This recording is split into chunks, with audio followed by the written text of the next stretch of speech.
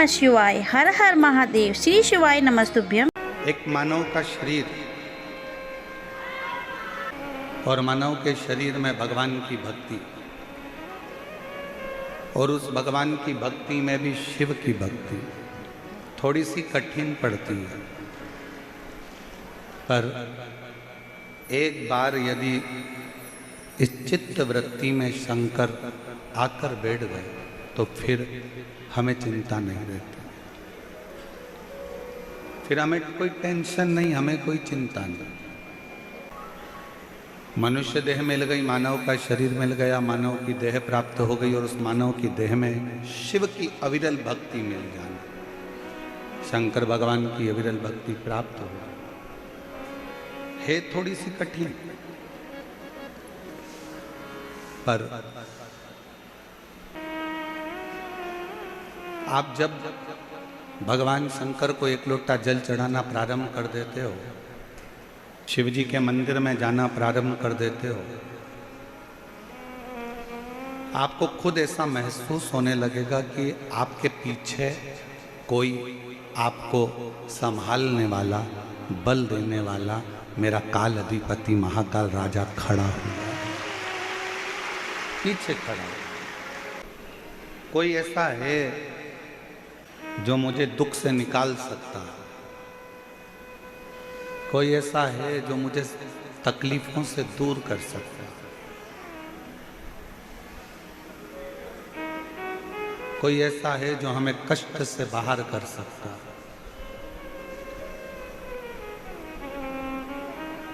और वो कोई दूसरा नहीं, आपके भीतर का विश्वास, आपके भीतर का भरोसा, आपके भीतर की दृढ़ता।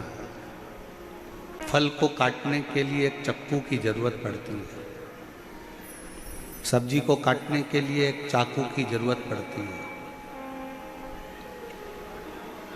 लकड़ी को काटने के लिए कुल्हाड़ी की जरूरत पड़ती है, लकड़ी को काटने के लिए आरी की जरूरत पड़ती है।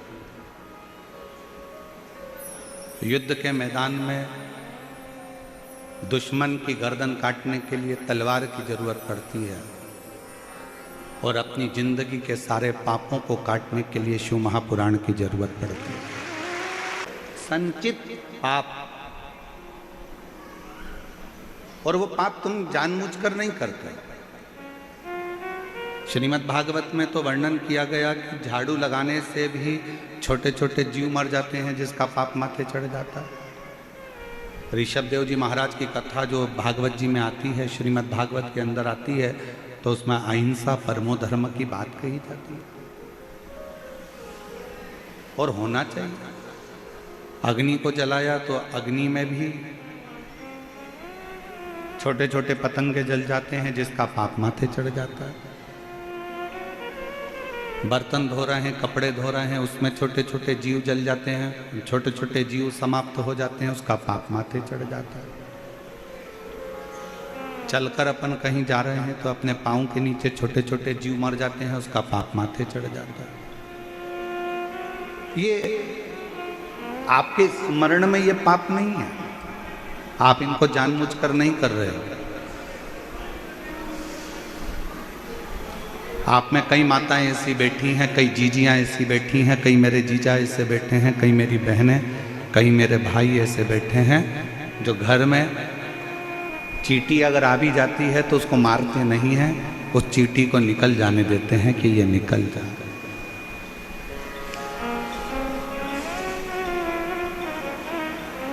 कई माताएं, कई भाई ऐसे हैं कि घर में चूहा आ गया तो उसको मारने की दवाई नहीं रखते, उसके लिए पिंजरा रखकर उसको बाहर छुड़वा देते हैं।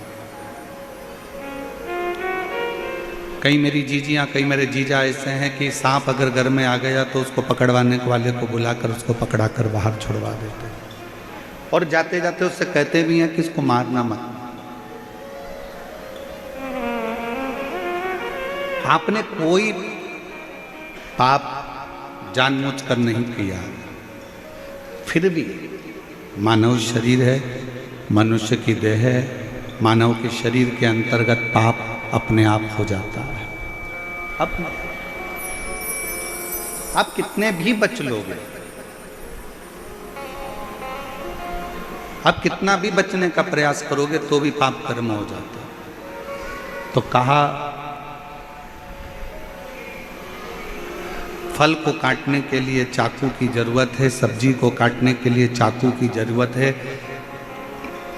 लकड़ी को काटने के लिए कुल्हाड़ी और आरी की जरूरत है, और दुश्मन का गला काटने के लिए तलवार की जरूरत पड़ती है। और इन जितने औजार हैं, ये चाकू, ये तलवार, ये कुल्हाड़ी, इसको पत्थर पर घिस घिस कर इसकी धार तैयार करी जाती है। आप जितना इसको घिस रहे हैं उतनी इसकी धार तैयार हो रही है, और धार तैयार हो जाती है तो सब्जी भी कट जाती है, फल भी कट जाता है, लकड़ी भी कट जाती है, और गर्दन भी कट जाती है। उसी तरह आप निरंतर अगर टीवी के माध्यम से शिव महापुराण की कथा को श्रवण कर रहे हो तो ये मान कर चलना, आप अपनी मन की तलवार को सत्संग के पत्थर पर घिसकर इसमें एक नोक, एक किनोर उत्पन्न कर रहे हो, जिससे ये पाप हमारा संचित कटता चले। और मत बुरे कर्म कर बंदे वरना पछताएगा, भगवान की आंखों से तू बच नहीं पाएगा, तू बच नहीं पाएगा।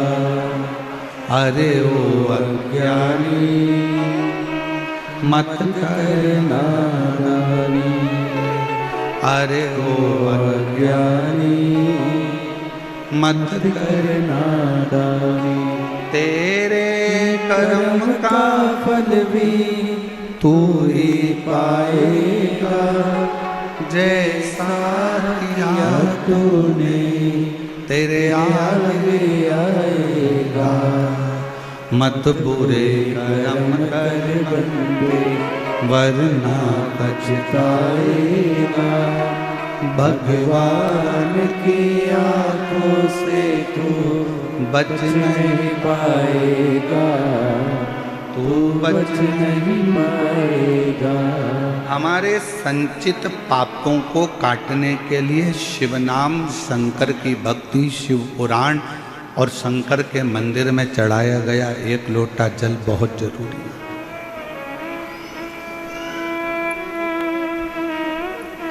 हंसने वाले हंसेंगे एक लोटा जल से क्या होता है, पर वो एक लोटा जल एक ना एक दिन तुम्हारा कल बदल ही देता है और जिंदगी सार्थक कर ही देता है।